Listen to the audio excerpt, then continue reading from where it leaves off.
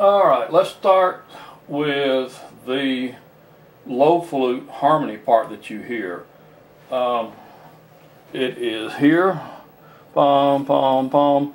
Now I'm not going to explain when it comes in or anything like that, because you can listen to the video and it's just 3 notes, actually 2 notes, but it sounds like this.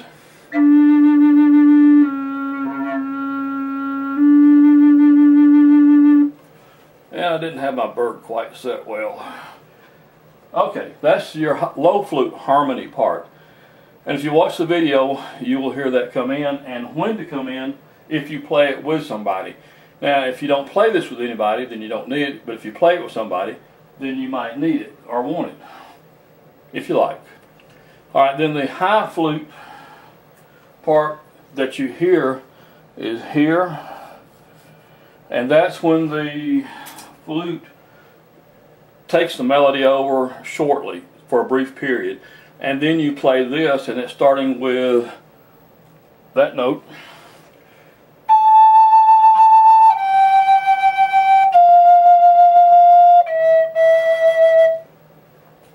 and that's all there is to it. Now this is the introduction to this piece that I played. I didn't play the whole entire piece, and I played it very slowly because I wanted to hear harmony, and to be honest, I made up the harmony part. It's not what is actual, but I wanted harmony, so I shouldn't change something that Beethoven wrote, but I couldn't help myself. So anyway, this is, I'm going to show the tabs first, and this is, make sure it's first page. See that number 1 up there. That's line 1 and 2, so you can pause it if you like, play that and go over it. This is line, let me back up just a little bit. This is line 3 and 4 of the first page. And what you see at the bottom says go back to A and play it again. So you play the whole, you play lines 1, 2, 3, and 4 2 times. Then after you do that, you're going to come over to page 2, which I have labeled as B, and there's your first 2 lines, so you can pause it if you wish to go over that now and not listen to the rest of it. Okay, and there's lines 4 and 5. And if you see at the bottom it says after you play lines 4 and 5, go back, and you, of course you can pause it here and play go back to B, which is up here, and play the whole thing again, and then you're done. So now I wanted to put the tabs at the beginning so that if you go back to the video to practice, you don't have to watch the whole entire video or try to figure out where they are. All right.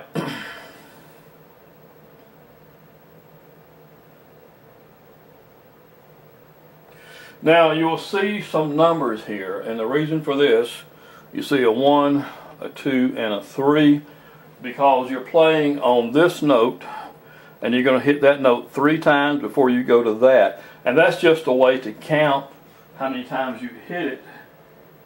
And so you got A flute, and that first line will go something like this.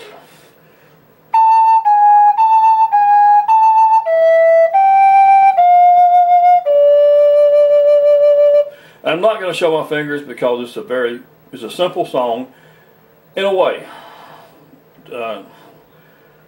So line A, number 1 line on A, first page is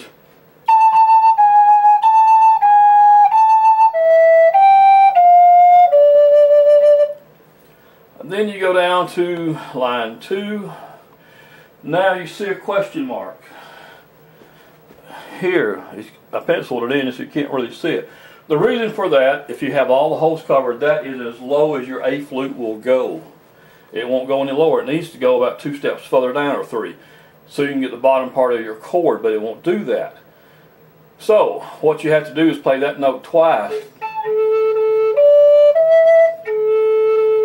and then so I changed that. So this is not an accurate, precise rendition, if you want to call it that. However, let me say this before I forget. If you have an A flute, if your friend has an A flute, then y'all can do this with a duet. Play together. You don't have to have a mid-range and a low flute. Now, if you don't have an A, you can play, just follow the fingerings. If you have a G, your friend has a G, you can do it. You can play together. If you have two Ds, you can play together. Or you don't have to play together with anybody. But I'm going to teach it as correctly as I can. Then I'll show you how to take some shortcuts on it. Alright, line 2. Now that I'm through talking. Now here again, like I said, this flute would not go low enough, so I had to improvise. So starting on line 2, sounds like this.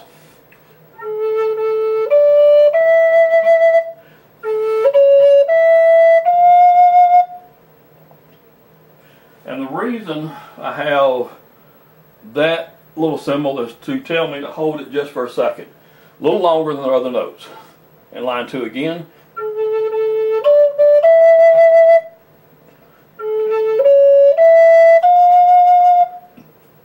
Alright.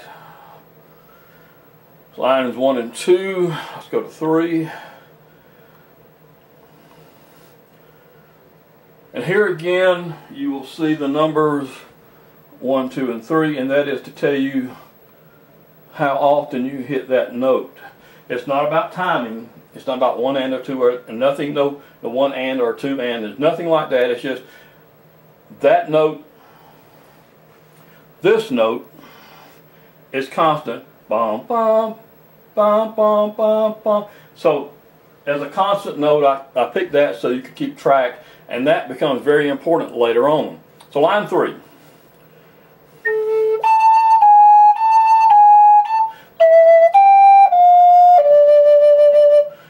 Then line 4 is a little different on the end. And you can see where I made a mess here, so just go from there over to there. I was too lazy to change it, so starting at line 4 again.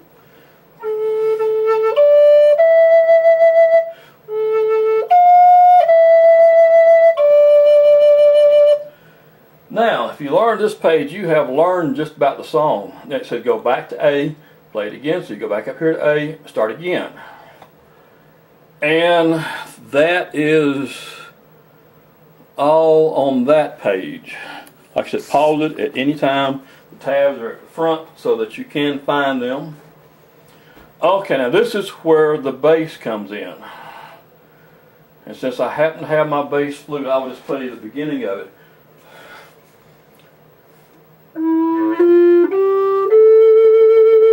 That's where your bass flute would come in. Now here again, watch the video. If you watch the video, you hear the bass go bum bum bum bum, and then you'll hear the other flute go da da da da, and you'll see how I did the harmony part, which I showed to begin with. But I'm going to stick with just a regular A to do the bass flute, because if your friend, okay, here, if you're doing this with somebody else, especially if you both players are at the mic, when the harmony part is doing this, you need to, I'm going to try to back up to where you can see the difference. Hopefully the camera won't pick it up too good. This is, you should, as a harmony part, you should play softer because you're only supporting the melody. So if you're playing the bass part, then you would play. Now here again, if your friend is playing the mid-range flute, then when you start on the bass part, because you'd have a bass player basically and a, if you want to call it, a soprano player. It's probably more alto, but we'll call it soprano, bass, and soprano to give it some distance. So when you start this,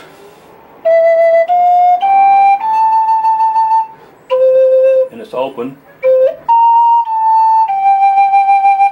then she would back off away from the mic just enough, not that she's not heard, but so that the harmony part does not overpower the melody.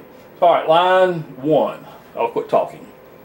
And this is the beginning of the line 1 is the bass part, then line 2 goes back to the soprano, if you want to call it that, on the melody. So line 1, page 2, B.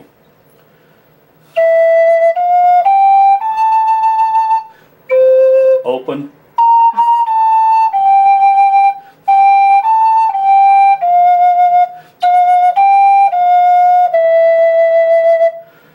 Now here again you will see the little bird's eye, which tells me to hold it just a little longer. I don't want to get into counting and all that. And the bass part's done. So now we will switch back to the soprano. And this is where the counting comes in. If you notice, I'm trying not to talk too much, but I got to explain this.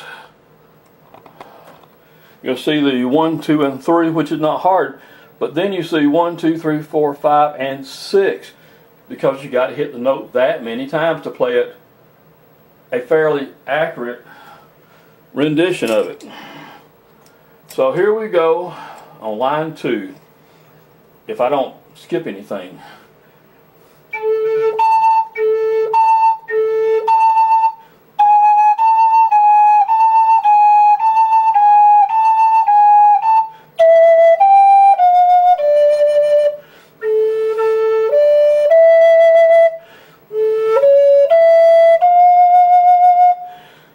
Actually, I did lines 2 and 3, and that's kind of didn't want to stop, so let's do lines 2 and 3 again. And this is melodies, top flute, soprano. I'll try to slow it down some.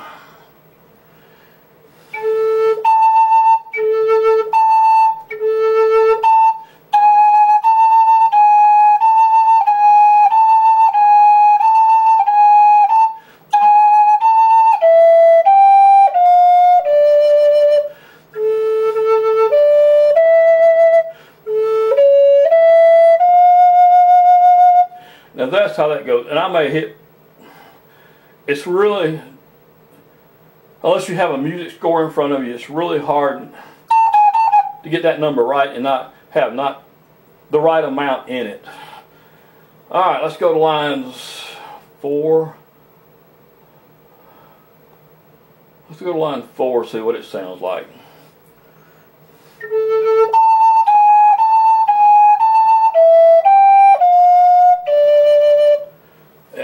This thing out of the way.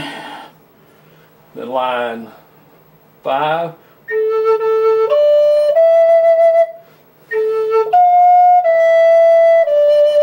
Line 4 again. I try to play slow, but it's hard. Line 4 and 5.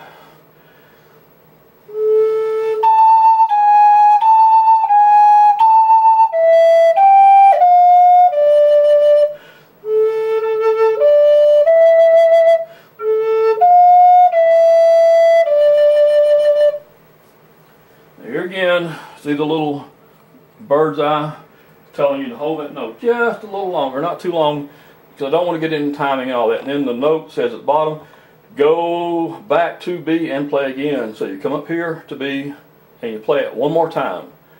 So, page, let me repeat one thing right quick.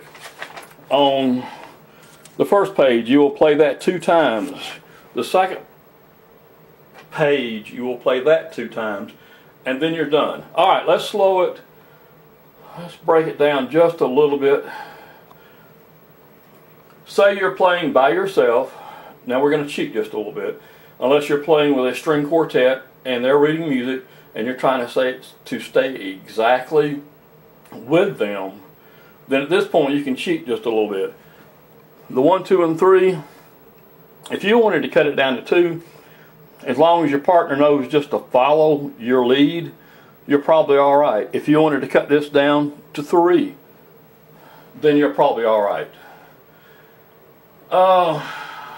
If you want to play it exactly like this, then you're on cue pretty much with the music.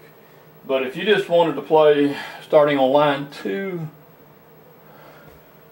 I'm going to shorten it up just a little bit. Oops, line 2.